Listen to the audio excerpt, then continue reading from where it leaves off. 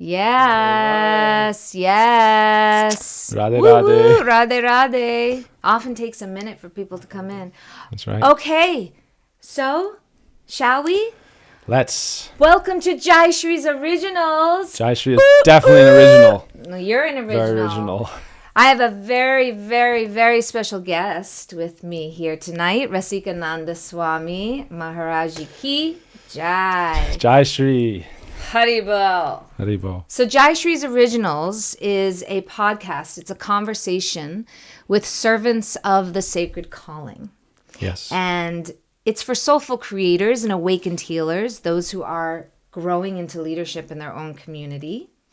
And it's a mandali. It's a sacred haven for growth and connection, a refuge, if you will, to nurture your inner glow.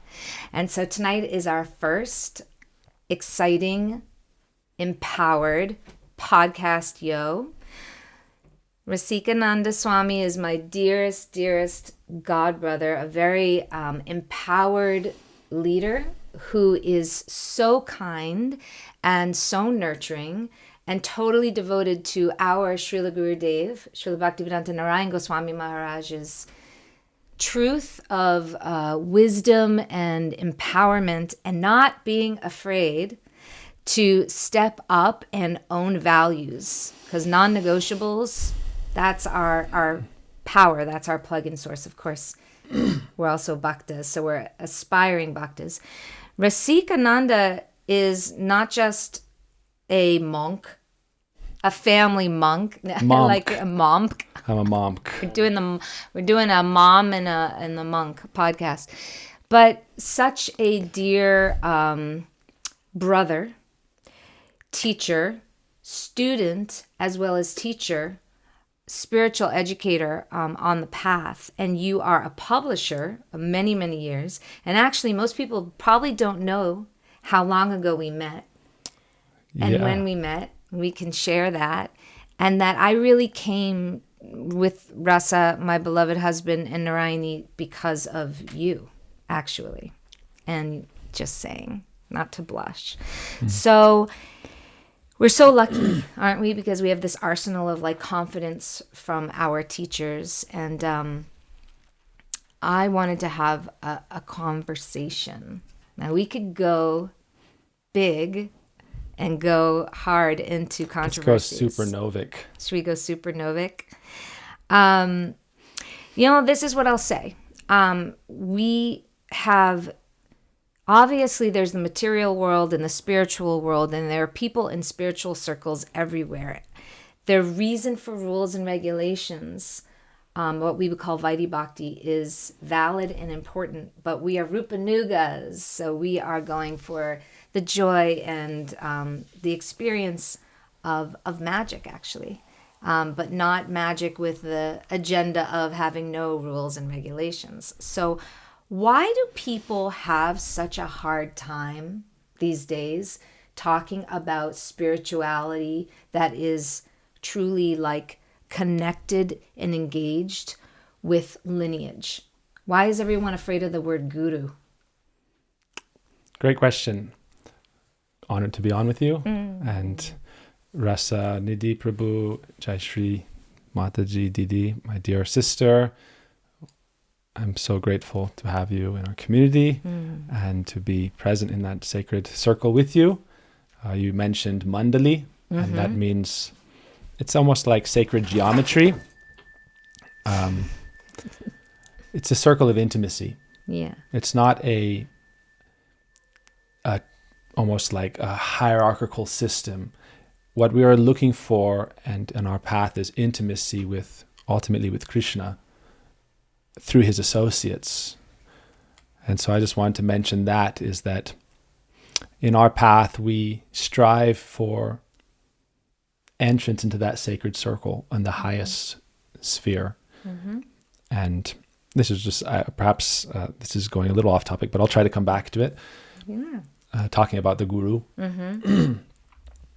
The guru tradition is, I would say there's two paths of understanding in spiritual life. The ascendancy path, where I will climb up by my own endeavor and effort. I will be a self-made spiritualist.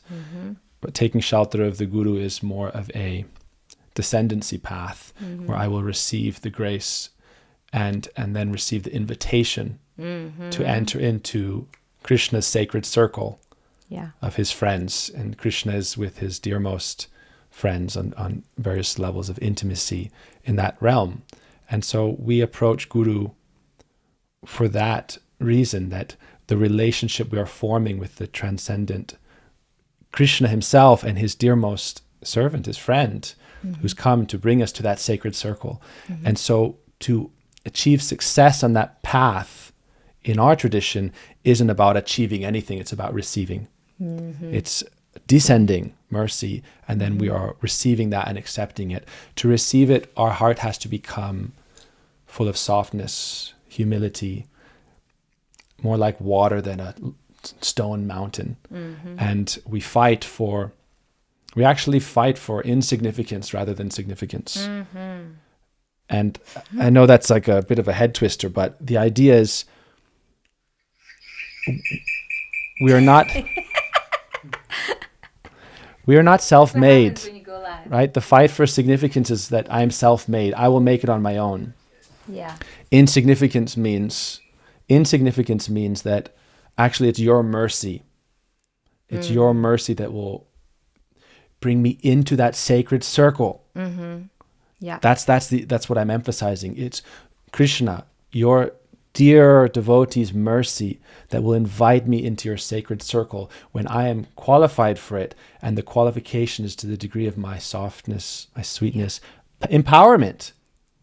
Bhakti is not a weak thing. People say, oh, Christianity is about weakness, spiritual life is about weakness, surrendering to Guru is a weakness. It's actually a great strength, because it's not just your strength, it's God's strength, Guru's strength. We talk about the David versus Goliath example. Goliath was a giant full of his own strength, but David said, I only know your strength, Lord. What is your will happen. So I think for me, that's a big crux of the Bhakti Yoga teaching.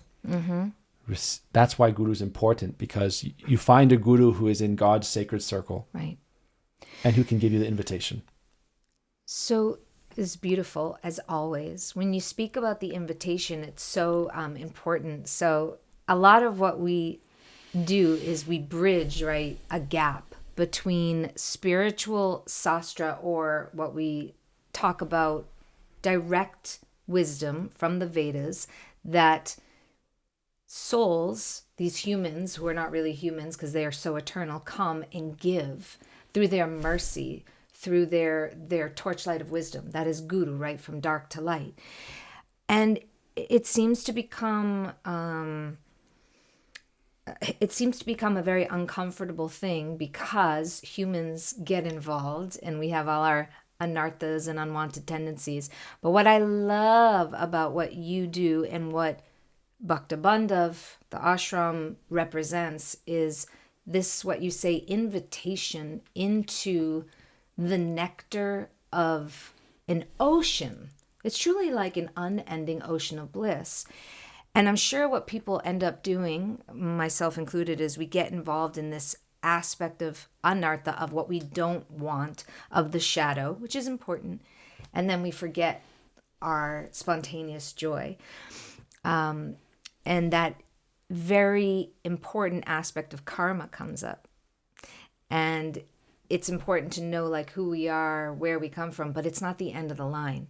Love is the, if you will, rainbow, the pot at the end of the rainbow, and it's unending. So Guru is like that plug-in source that we keep coming back to, you know? So I'm going to ask you a question. Can you share like a pivotal moment you had as, I'm going to ask, it's a two-parter. So share a pivotal moment you have had in your life as a teacher first. Something, you know, a moment where you could feel. Great. And I'm just really happy to be here with you. So I want to also hear from you, if that's okay. So I'll try to do it quick. I think the pivotal moment for me is to understand, it seems to me like in Western society, we're putting career first and relationships second. Get your house in order means get your career, positional, financial needs met. I would say on the hierarchy of values, the sacred circle of values, relationship is higher. And if your relationships are strong, you'll advance according to this beneficial for you and for others. So for me, it's understanding that the moments that I came into that clarity where I prayed to my gurus and to Krishna for a relationship, for a healthy relationship, that should be our prayer. I pray for healthy relationships with Guru, with Krishna. It's not necessary that, there's like kind of this fantasy that, everyone's going to love each other forever and we'll all dance in a circle. If you love God, you love your Guru, you love your family, and you're complete, you can radiate love. Not everyone's going to reciprocate in turn, but you can be complete and whole. So for me, the moments, the pivotal moments they come back to prayer and prayer for spiritual, loving, healthy relationships. I think it's vital and value-based. Value-based. Values are non-negotiable. Non-negotiable. So what would you say? As a teacher? Or because there's a set. No, it's okay. As a teacher, I pray for good relationships. Well, here's the second parter. Ready? Can you tell me a pivotal moment you've had as a student? Of course, when I go back to my childhood, my guru asked me to be a monk. I'm kind of transitioning towards a mom monk. Well, taking care of the ashram, and what I mean by that is it's taking care of people. You are parenting a lot of people. So it's true. As a young, preteen even, my guru was asking me to be a monk, and as a teen, I was really praying for that and praying. And I think the most pivotal moment for me is when I got a sense of the sweetness he was offering, and had a deep feeling of connection and prayer to Krishna in his expansive form, as expanding into this world as his energy, but feeling a mood of sweetness and acceptance and genuine prayer, and being able to cry to God genuinely without pretense, right? To shed a tear, not even a tear, to shed a deluge of tears. Yeah. Praying for that kind of relationship, and then realizing it's not significance that's going to fulfill whatever I need in my heart. It's that loving relationship with the divine and with the divine's devotees, Krishna's devotees. So as a student, I had those experiences, and as a teacher, I've had those experiences. That's pivotal for me. Beautiful. Beautiful, you. Real men don't cry. That's hilarious. So I submit, I don't. I guess I'm losing my. Am I losing my man card? I don't know. Right. I mean, I don't. No way. It's not possible. No, I remember. I remember people often ask. They ask these questions. How did you find your guru? How did you get into this? Your spiritual life. And many, many years ago, I've told this story. But Sajjan Maharaj came to Boston, and I had the honor of driving him around, picking him up, and hosting. And he walked me around Walden Pond, which is a really cool place, cool vibe. Transcendentalists hung out there, getting closer, I think, to spiritual. Everyone is spiritual, of course. And he told me the story of Radharani, the goddess, sitting on the lap of her beloved Krishna, the ultimate yin and yang in all relationships.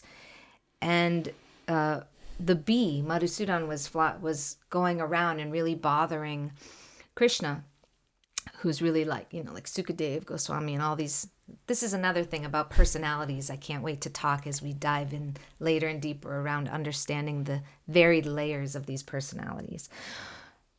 Anyway, as Krishna shooed away the bee, Radha was going into so much sadness because she could feel, even though she was sitting on the lap of Krishna, that he was also in the embodiment of the bee that was being shooed away for one reason. And she was just weeping and getting very upset. And when I heard that story, for a moment, my material mind was like, oh, that explains why I'm so not crazy, but how I can miss someone when I'm sitting there with him. I could miss you just right now because I think spiritual love and experiences go way, way farther back, but I have no context for that. And years later, I remember being in our ashram, your ashram, the ashram, a Bhakta Bandhav here in upstate New York. And I forget what it was. It was pretty soon after we had all moved here. And it was just something so beautiful. And once again, I found myself just weeping and feeling such a connection to our amazing Thakurji and to each other and to everything. And I was like, oh, I'm home, but I miss home and I miss home. And except in that moment, I had already been teaching for like 10 years, or whatever it was, retreats and all that. So I think the most pivotal moment as a student is to realize that being a teacher happens in the action of service, and that being a bhakta or a devotee happens in the action of service. And yet, as a teacher, I'm just praying to be a student over and over again. That's very beautiful. I think, like you said, being a student and being a teacher are simultaneous, because our guru would say, you can be a father, but you can't be your father's father, and you can't be your father. And so it's fashionable either to, I don't need help, I don't need a mentor, I don't need a guru, and that's to everybody as they see fit. But to be a student, to aspire to always be a student, to aspire, it's this childlike innocence that then you're able to always play, to delight. And God is the master. And so I think that's a danger. When I read somebody post, I think a few days ago or something, but someone was telling, I love your guru, Bhaktivinoda Swami Prabhupada, and I have my guru. And then they said, who does your guru teach you to worship? And he said, worship. It's not about devotion. It's not about worshiping anybody. It's not about God. It's not about any of this stuff. And you can get material success, you can get health, you can get prosperity, but you're not going to get that relationship that you spiritually crave. Right. Well, I'm a guru not teaching that. So the reason I'm coming back to this is because even in this beautiful story you shared, it's about the depth of their love. And showcasing the depth of their love, which is based on it's a higher value. It's something, these are the controllables. Love and relationships with God, that's a controllable. How much money you're going to make, how much status you're going to have, you have limited control. So I don't know, we can move on to the topic, but for me, it just always comes back to that. Yeah. Being a student is having a father. And you can be a father at the same time. Jai. You can be a mother at the same time. Jai. And have a mother. Jai. And that's our lineage. That's our lineage. It's like working. It's like, because we're both, you have a spiritual bhakti school. I have a more jnana wisdom school that is actually about sharing bhakti, but don't tell anyone that, through the practice of yoga and Ayurveda and energy healing and all that work. It's both. It's the same. And speaking of, we have a spiritual preceptor named Sri Chaitanya Mahaprabhu. And of the 8 lines of Shashastakam, only 8, right? But let's just dial it back. Achincha Beta Abeta Tattva is the first line in my yoga school. And it's a basic understanding. It's the same in soul mapping. I say, tell me the spectrum of you. What is the shadow and what is the best? And then we're going to find our way towards the middle and use all these different tools and various sacred quadrants and bubble maps and all the things that are in soul mapping. So these are universal values and universal tools, but Veda has a way of shining a light on the indescribable. And that indescribable thing is not just that we are one or the other, but that we are both at the same time. So you just made me think of that. Achincha Beta Beta Tattva. You're talking my favorite topic now. I love it. And by the way, this is our first time doing this, and I know we're being very sweet, but we're definitely going to get into nitty gritty eventually. It's just being kind. Satya won't mind. We have Satya won't mind. We have to do matriarchal cat here is observing. Have to do it. And purring. Here's something. just talking Give me about a what curveball. people... Let's give me a curveball. All Let's right. go. So there's a lot of topics. I don't know if you know, but I wrote this little book called Soul Ascension in 2020. And there's one page where I say every single controversy and or conspiracy, because they're basically real topics. When did you publish this? I wrote it on January 2nd of 2020. Okay, so it's fairly updated. No, it's got... There may be some more controversies that come into play. Oh, exactly. But I mean... But that's a good era to be in. We could talk about Stargate. We could talk about... Stargate, I don't know that one. That's... Have you ever looked outside and seen like the reindeer in the sky going across the sky? As long as we get to Mars because of it, then good on Elon. It's so real. But all of these topics are really interesting. I call it embracing controversy with love. And how do you do that? You know, could I play with the Starlink one? Please. In the 60s, when Swami Prabhupada first came to the West and began his preaching, he published a book called Easy Journey to Other Planets. Mm-hmm. And it's funny that it kind of went down in the psyche of the collective consciousness for a while, but right now it's full steam ahead with interplanetary species. Yeah. I would say we're already interplanetary. It's just on levels of awareness that, you know, there's a frog in the well statement idea. It's a parable, basically. Mm-hmm. Frog in the well knows the well and says, well, I'm the only frog in this well. So there's a bigger world than the well. Yeah. The universe, you know, I don't care how big your telescope is. It doesn't give you 4K vision into every corner of the universe. No. So that's one thing. Yeah. In our understanding, the universe is already populated on different planets, even, and you know, but they haven't come and visited us. It's like maybe you're not the coolest kids in the galaxy. You know? And the other side of that is that we are spiritual beings, and so we're in a material world. The natural home of the spirit is the spiritual world. That is the dimension that we are going to in our spiritual path. It's a path of sweetness and beauty. Mm-hmm. It's a path that's not negating existence, but embracing the highest existence. And we have the recipe to go to that dimension, which is the natural home. We all look for home, but that is the home that will ultimately give us satisfaction. I believe that's why Christ came and said, ultimately, I've not come just to bring peace on earth. I've come to bring you to the kingdom of God, the heaven of the Lord. And that's a transcendental realm. So there are many. We're already interplanetary. We are. So it's not about going to Mars that's going to make humanity survive. Going to Mars? Come on. Why do we got to go to the fire planet? Anyhow. So fire and dry. So Starlink, for me, controversy. Elon, what I like about Elon, just in brief, is as he purports to feel, and I think he's sincere, he has the best interest of humanity at large in his heart. And that's not something you can say for everybody. No. So that's, and he's reaching for the stars, which is great. Why not? The thing is, why not? You know, there's genius means that embracing both ends of the spectrum. So, you know, I talk about the spectrum a lot, and I've been using that word for a long time before it was really popular. Like with the autism. I'm on the spectrum.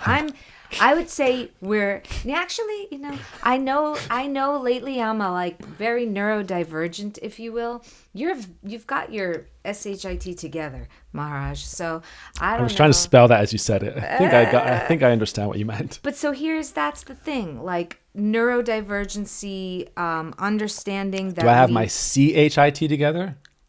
Hey, get your chits together. I love that. Just these principles of Veda, what to speak of the crest jewel of Bhakti.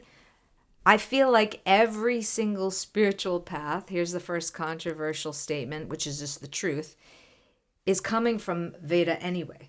Everyone is just taking little bits. And then the counterculture, if you will, or the people who are neurodivergent, or the people who are Pleiadians or crystal babies, you think that's so funny, I know, but it's true. Me or whoever. Not practicing we'll speak about shamanism later, but those folks who are waking up or bumping up against the narrative, everything already is in Veda. Already, you know, when everyone was starting to talk about demon energy and evil, which has been happening for eons, because our astrology is repeating itself, cycles are repeating, there has always been the shadow. But when people started talking about it a lot again, there was this awareness of the Rakshasa, of the demons that were coming out, and they were always there. And if you look back at what Srila Prabhupada wrote, he was talking about us going into war and like 5D war. So we're either going to use AI and we're going to be okay with the integration and the bridging of it, or we're not. And there are folks that are spiritually driven that still want to go into the caves in the forest and not look at it. But we are not those people. Or I should ask you or have you share. But basically, I think that's the speciality of our Sangha and of our conversation, is what really means epic. Not going against principles and values, but actually embracing them and talking about the more uncomfortable edge that we live in life, even though we're practicing devotion, even though we want spiritual love, even though we want to transcend those boundaries. So, is there a question in there? The question is... Give me a question. Yeah, that's good. Go ahead. I can riff on it. I know. But we can go on. It's a very fascinating topic. AI is a great topic. When you were talking about Veda and people kind of use it and repackage it, the funny thing with that is there's a lot of plagiarism of Vedic concepts without giving it credit to it. And then in the same time, the West is what is famous for copyright, patent. And so they're plagiarizing Vedic teachings and then copywriting it as their own, or saying, hey, that's my idea. And the Vedic idea is actually everything is coming from God. And all knowledge comes from God. And the highest knowledge is the knowledge of your relationship with God. Yes. And the rest of it is, if it's helpful to help you advance, then it's good. But I feel that people get caught up in the realm of knowledge without understanding its source and developing... And giving credit. And giving credit. So Veda is a great topic. Yeah. And AI is a good example about that kind of copyright issue, because that's why a lot of, I think, the actor strike is about that. You know, they use our likeness or not, which I believe, you know, you should protect people's privacies and rights. Yeah. But in general, I think everything's a good tool. You know, hold on, my Neurol Link's not working. Hold on. Okay. Neurol Link's back intact. Let me collect 10,000 verses and I figure out the right one. Okay. Which is the right verse to use. But see, that's channeling, yo. I think Elon came out with one called Grok, right? I haven't tried that. I haven't tried really any of them. People tell me about ChatGPT, but oh my God, ChatGPT killed me. I can tell you. I mean, literally, the day I realized what it actually was, about a year ago or something. What is it? All it is AI has been collecting data and learning so much. It's a supercomputer.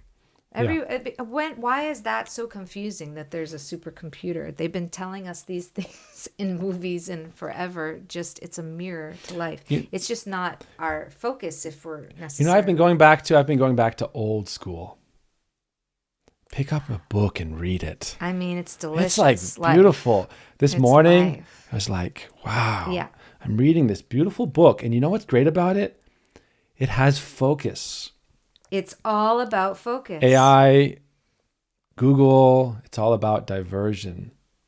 It's all Maya, how to be diverted from the absolute truth, how to be bewildered, how to be attracted to things that ultimately are temporary or unreal. And a book is about focus. A book doesn't usually have ADHD, a popular book. It has a focus. It has a narrative arc that is solving a problem or is leading you on a journey. And so I'm in favor of old school. I've been really thinking about this recently. It's like, you know what? I'm going on this journey. I'm traveling. I travel a lot. I'm going to take one book. That's the only information I'm going to consume for that entire week. Yep. Because focus is an asset concentration is an asset, and it's that constant need for entertainment and variety, I think, that is that pleasure, immediate gratifying Yes, sense. immediate gratification. So I would say, here's to the books. This is what happens in parenthood also. It takes away our focus. Narayani was going to karate tonight, and I was saying, oh, you guys are coming, Maharaja is coming, we're going to do this. And I got to like put my brain back on, and it's a very real thing. But you know, they say we cannot actually multitask, right? We can't focus on more things than one at a time. What we can do, I think, is put our practice into our body and embody. Like I have the genealogy I have, which, like some would say, thank God I married outside of Judaism, because I strengthened that gene pool, and now we have the Narayani. But no, I love it, being a Jew too. I can't get rid of it. But in my genealogy, there are some weaknesses. And so learning yoga, or we're being so gentle. There's the need it's a for great embodiment. genealogy on both sides. That's all I have to say about the matter. This All very sides. mature of you. Yeah, no, it's true. But not about that. Just adding in yoga, or adding in MMA, or adding in different, physical embodiment is so vital, which is part of, the bigger picture of what we're creating. You've created so much through your instruction and your shiksha and your guru. I know that adding the embodiment piece is so vital. It's not for everybody. Like, I think you probably have the neuro ability, not neurodivergence, but neurological ability to really grasp concepts, and then add the language to bridge the gap to make sure someone understands it. And that's pretty much what ChatGPT is doing, just to bring it back, for people who are not able to write a syllabus or make a school, or what to speak of just write a paper on one topic. It has collected so much data that it can organize. But then where's the flavor? Where's the poetry? Where's the cadence? There isn't any, per se. So the moment I saw what it could do, I was like, I've been a writer my whole life. What am I doing? I just spent 10 years building this whole ecosystem and brand and writing, and like getting a migraine over it, when ChatGPT can just like write. You know what ChatGPT can't do? It can't achieve its spiritual form. No. It can't have a loving relationship with God. And so I think the AI takeaway for me is that, what can I do as a spiritual being that AI can't? This is something I've thought about for probably 15 years or so at this point, longer, 20, because I joined the monastery 2005, and before that I was going back and forth, so 25 years since I got my initiation from Gurudev. What is that thing that is unique about us, that only, like, we have that offering, we have that gift, we have that service? And so there's something, and I would say AI is a good thing to remember, like, hey, it's better at chess than I am. It's better at this than I am. It's better at math. I mean, I know my multiplication tables, but I don't know them, in the 6 digits. And AI does. My 6-digit multiplication tables are a little rough. Somebody can ask me, but there is something. 2 times 3. Yeah. 2 times. Yeah, I'm not that good at those levels. That's But all right.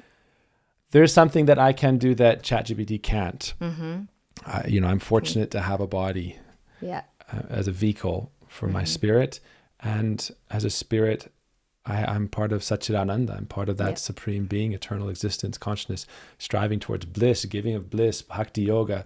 And so let's focus in on those things that are part of our nature that can never be replaced. I can never be you. You can never be me. You are you. You are unique. You are amazing. You are beautiful. You are spirit. You are individual, eternal spirit. You are the flavor. You, my dear, are the flavor of life.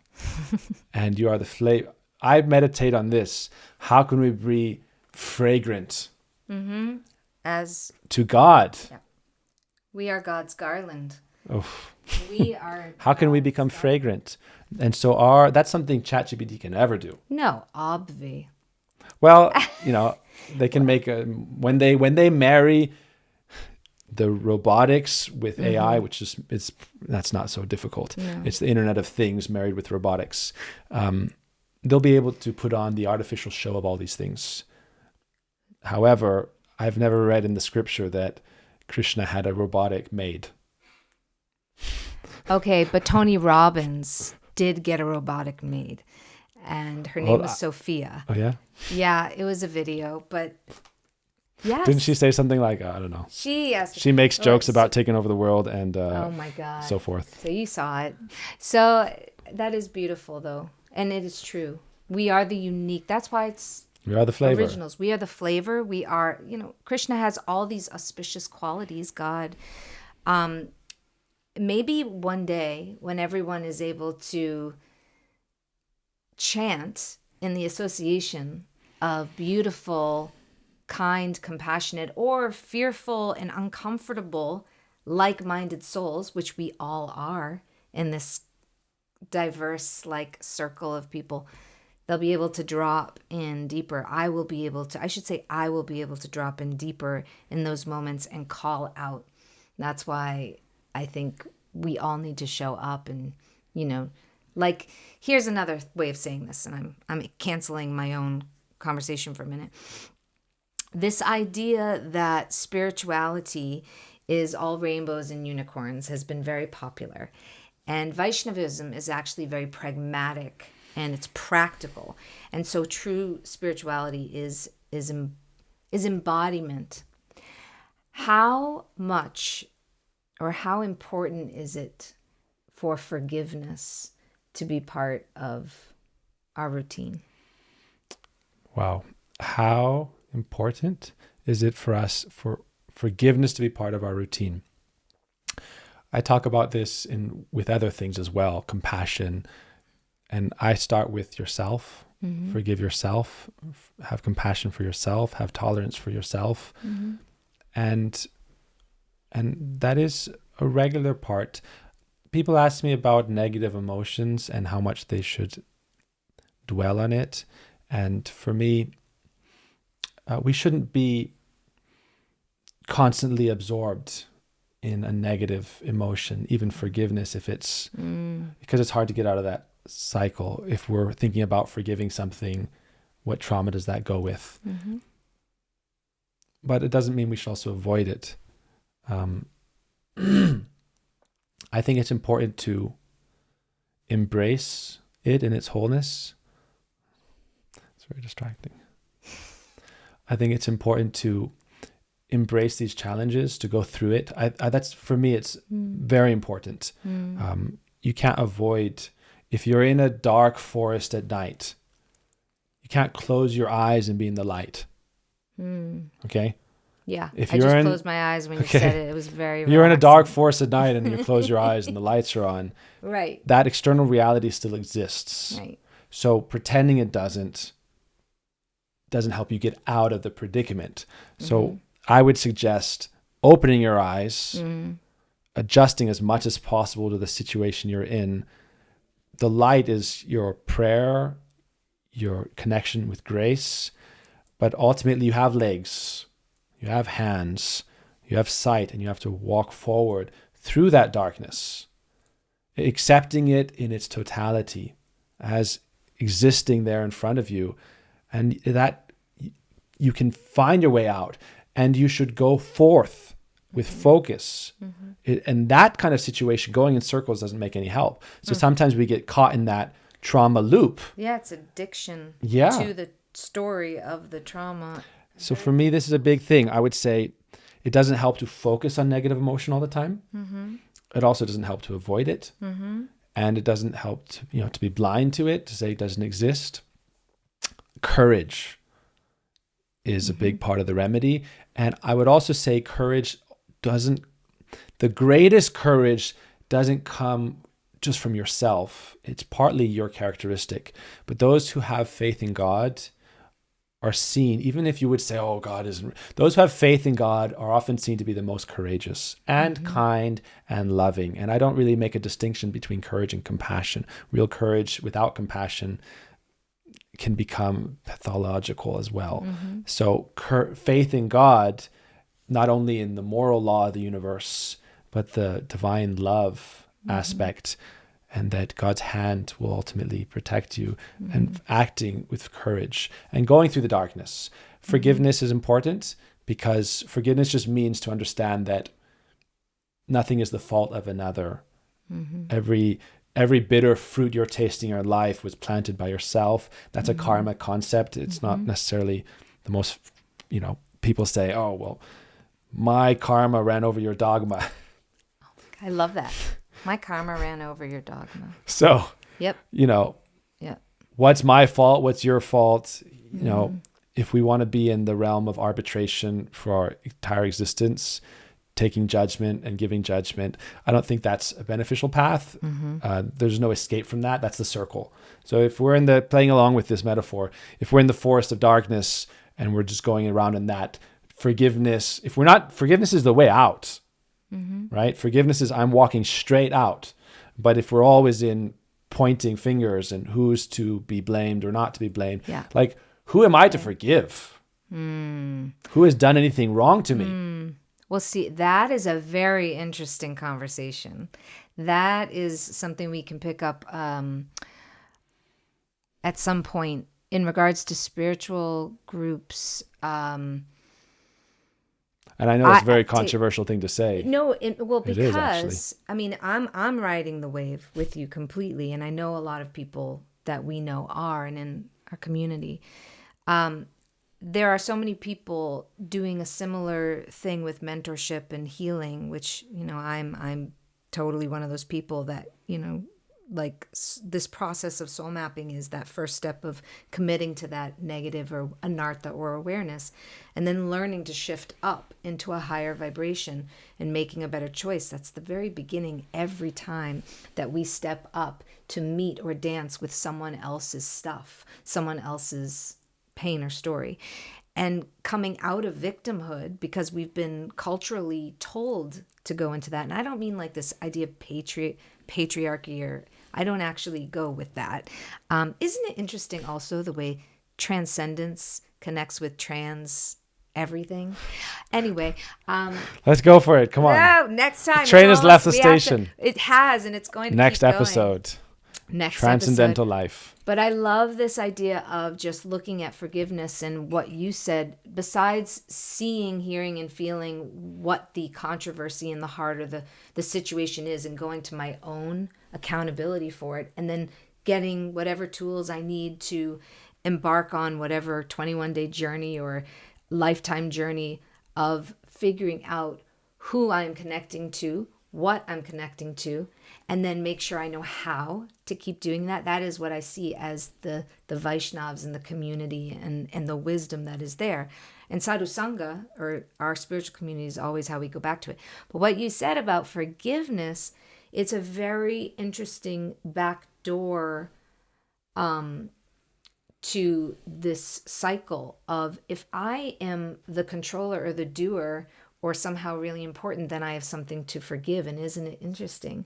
Because ultimately, if I am the servant of the servant, if I am acting as a channel, an offering, as truly one of those fragrant flowers from this mandala, that is God's words, or, that is coming through me, then who am I actually to need to forgive anything?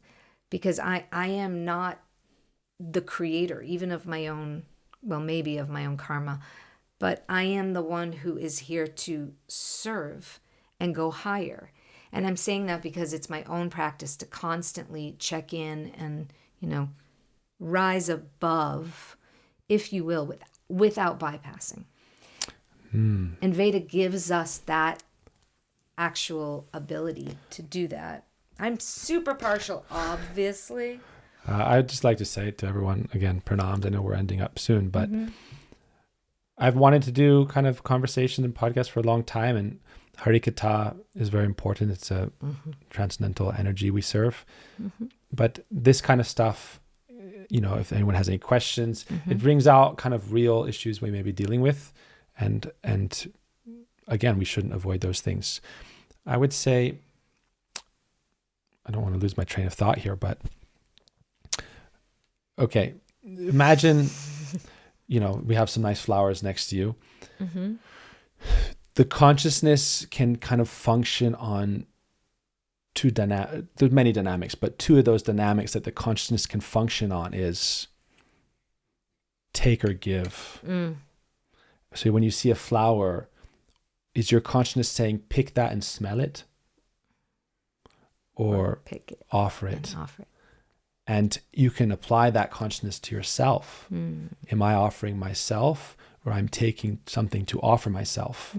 And those two, it's okay, positive, negative, whatever you want to call it. On the conscious level, bhakti yoga means the love of devotion, the connection with God through love and devotion, understanding my union as individual spirit with the absolute truth. It means to develop that sense of, okay, I'm not going to pick the flower and smell it. I want to be the flower that offers him pleasure, happiness, the fragrance of my own being. How do I behave in such a way that is pleasing, that is sweet, that is beautiful? To be beautiful is a higher value than to consume beauty. What does it mean to be beautiful? That means behavior and attitude. And that means a sacred essence. Like I said, we are the flavor. Each one is unique as flavor. But that's a call to action you can make, because am I in this moment being the consumer or being the, a creative element of God's existence? So, focusing on that essence, it said to offer, to be pleasing to the senses of God is bhakti. That's a technical definition. Rishikena, Rishikesa, Sevanam Bhakti Ruchate. To be pleasing to the transcendental senses of God is bhakti. And what could be more beautiful than that? Right. It's the most beautiful thing, because God is also transcendental in his reciprocation, in his dealings of love. And it's a joyful existence that isn't... Now, one thing to add to that kind of conception is there's a diminishing returns in life, and there's a compound interest in life. It's all true. So diminishing return in life means to take only. Naturally, we have to take to survive a certain amount, but if in that taking, it's for an offering. The food we eat is the food we offer to life. And then from that food, the first part is what we give in charity. That's how the householder ashram Vedically would work. Yes. The food we eat, first we offer it, and then we give the first bit to charity, to cows, to ants, to birds.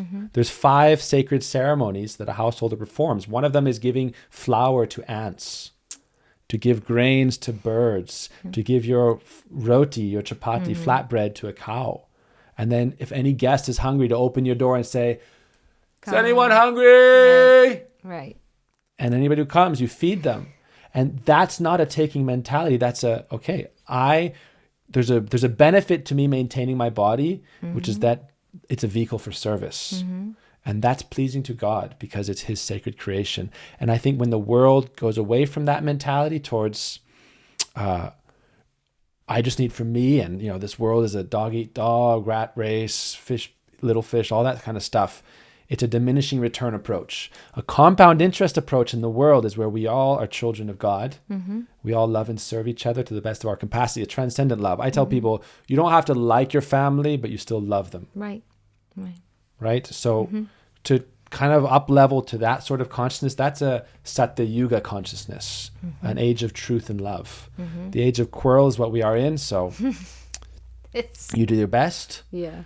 But it's an individual thing. Yeah. In this moment, in this day, am I in that level of consciousness where it's about me as the controller, the enjoyer, the object, the subject, or am I in that, like you said, I'm in that servant consciousness. People don't like that word, servant. Right. But it's actually, if you don't want to be a servant of God, then I would say there's some trauma block in you. And that is... If we can't be a servant of God, then, And it's I want to say that as we began this conversation, speaking to Bhakti as the crest jewel of Veda, but Veda being the wisdom that everyone is taking from, there's no problem with psychology. There's no problem with Jungian analysis. There's no problem with Gestalt method. There's no problem with psychoanalysis. It's just they were steps on the stepping stone path of coming out of the shell that is material existence.